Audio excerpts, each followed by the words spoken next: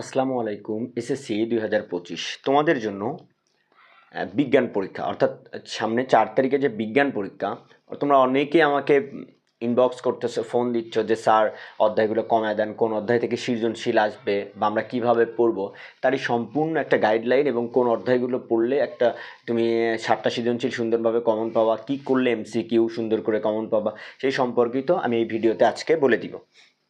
তো আমি বিজ্ঞান সাজেশন, হ্যাঁ, তো সিকিউ থেকে কত থাকবে বলো তো? সিকিউ থেকে থাকতেছে তোমাদের কত? সিকিউ থেকে থাকবে ৭০ আর এমসিকিউ ৩০, এই টোটাল ১০০ মার্কের তোমাদের বিজ্ঞান পরীক্ষাটা হবে। আচ্ছা, তো আমি এখানে অধ্যায়ের নাম লিখি নাই, কারণ আমরা সবাই জানি অধ্যায়ের নাম প্রথম অধ্যায় উন্নত জীবনধারা, যা তারপর দ্বিতীয় অধ্যায় জীবনের জন্য পানি, এই অধ্যায়গুলো আমরা নাম জানি। যেহেতু আমি ভিডিওটা লং, তোমাদের টাইম ওয়েস্ট করতে চাচ্ছি না, তোমরা সময় নষ্ট করবো না তোমাদের, আমি তার জন্য জাস্ট আমি অধ্যায়গুলো এখানে লিখছি। এই অধ্যায় থেকে কোন কোন অধ্যায় থেকে সৃজনশীল আসবে এবং প্রতি বছর আছে সকল বোর্ডে, তারই উপরে অ্যানালাইসিস করে আমি এখানে অধ্যায়গুলো লিখছি এবং সেই অধ্যায়গুলো থেকে কোনগুলো থেকে তোমরা সৃজনশীল কমন পাবা সেই সম্পর্কে আমি বলবো।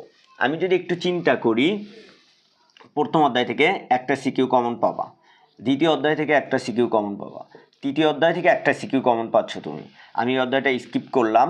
এখন পঞ্চম অধ্যায় থেকে তুমি আরেকটা সিকিউ কমন পাইতেছ।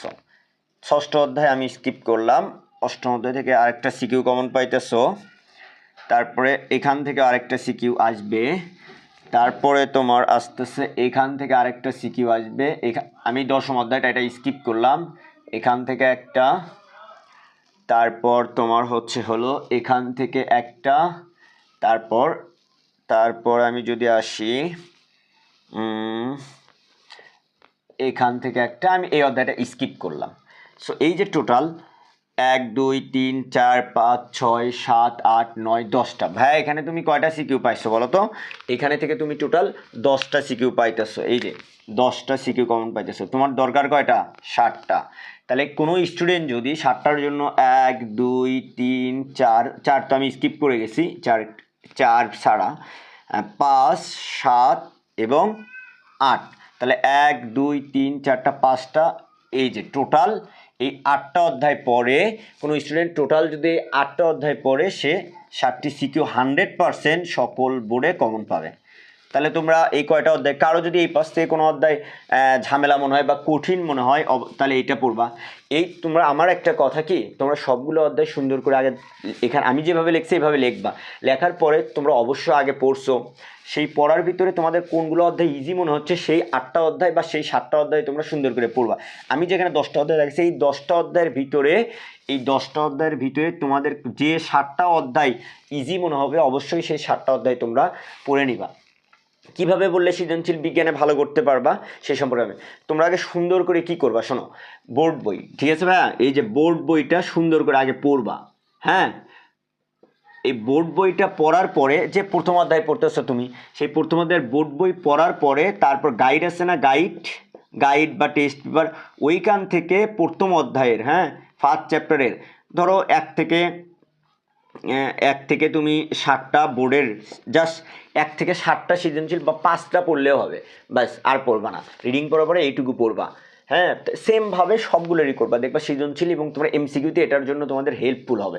এখন চলে আসি আমি এমসিকিউ ক্ষেত্রে তোমরা এই যে 7টা বা 8টা অধ্যায়ের কিন্তু সৃজনশীল তোমরা পড়তেছো, সৃজনশীলের জন্য বোর্ড বই রিডিং করতেছো, অবশ্যই বোর্ড বই এবং সৃজনশীল পড়ার পরে এই 7টা অধ্যায় অ্যাটলিস্ট ওই একই মাপে তোমরা কি করবা, বোর্ডের এমসিকিউগুলো পড়বা বোর্ড বই পড়ার পরে। বাকি যে অধ্যায়গুলো আছে 14টা অধ্যায়, অবশ্যই 14টা অধ্যায় বোর্ড বই পড়বা, তারপর সুন্দর করে আগে কি করবা, এমসিকিউ এর জন্য কি করবা, আগে বই পড়বা ভাইয়া, আগে বই পড়বা, বই পড়ার পরে এই 7টা অধ্যায়ের তো আগে সিকিউ সলভ করবা, বাকিগুলোর কি বোর্ডের যে এমসিকিউ আছে সেই কয়েকগুলো বেশি বেশি প্র্যাকটিস করবা। অবশ্যই বোর্ড বই রিডিং পড়া বাদ দিবা না। সো তোমরা এইভাবে যদি পড়ো বিজ্ঞানে তোমরা ভালো করবা। বিগত বছরগুলোতে আমরা দেখে আসছি বিজ্ঞানে প্রচুর পরিমাণে স্টুডেন্ট খারাপ করে আসতেছে এই এমসিকিউটাতে। সিকিউ মোটামুটি লেখা আসতে পারে, এমসিকিউতে খারাপ করে আসে। এমসিকিউ কিন্তু বারবার বলতেছি ভাইয়া বোর্ড বই পড়তে হবে, তাহলে এমসিকিউ যেখানে থেকে আসুক সমস্যা নেই, প্রথমে বোর্ড বই পড়বা, বোর্ড বই পড়ার পরে বোর্ডের এমসিকিউগুলো আছে বা গাইড, টেস্ট পেপার, সাপ্লিমেন্ট যে যেটা কিনছো সেইখান থেকে এমসিকিউগুলো পড়ে নেবা। যেহেতু তোমার হাতে অনেক সময় আছে, অনেক সময় অবহেলা না করে বইটা পড়ো সুন্দর করে, সুন্দর মতো একটা প্রিপারেশন দিয়ে ভালো একটা পরীক্ষা দাও। এইভাবে যদি তোমরা অধ্যায়গুলো কমপ্লিট করতে পারো, আমার মনে হয় না তোমাদের বিজ্ঞানে আর কোনো সমস্যা থাকবে। এই অধ্যায়গুলো অবশ্যই অধ্যায়গুলো আগে লিখে নিবা যে আমি কোথায় কোথায় সিকিউ লিখছি, সেই 10টা অধ্যায় আলাদা করবা। সেই 10টা অধ্যায় আলাদা করার পরে এরই ভিতরে যে 7টা অধ্যায় তোমাদের সহজ, সেই 7টা অধ্যায় পড়বা। রিস্কমুক্ত থাকার জন্য আরেকটা অধ্যায় যদি পড়তে পারো, না পড়লে সমস্যা নাই, 8টা অধ্যায় পড়বা। 8টা অধ্যায় পড়ার পরে ওই সিলেক্ট করার পরে ওই প্রতিটা অধ্যায়ের আগে বোর্ড বই রিডিং করবা, তারপরে গাইড, টেস্ট পেপার থেকে বোর্ডের 1 থেকে 7 পর্যন্ত সৃজনশীল কভার করবা। তারপরে আসলে ওই অধ্যায়ের এমসিকিউগুলো আছে, বোর্ডের হোক যেটারই হোক, যে বই যার আছে সেটা থেকে এমসিকিউ পড়বা। এভাবে প্রতিটা অধ্যায় পড়ে আসবা।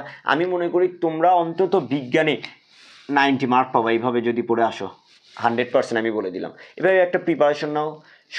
আর যারা আমার চ্যানেলটি সাবস্ক্রাইব করোনি, চ্যানেলটি সাবস্ক্রাইব করো, পেজটি ফলো করে দাও পরবর্তী আপডেট পেতে, এরকম আরও সাজেশন পেতে।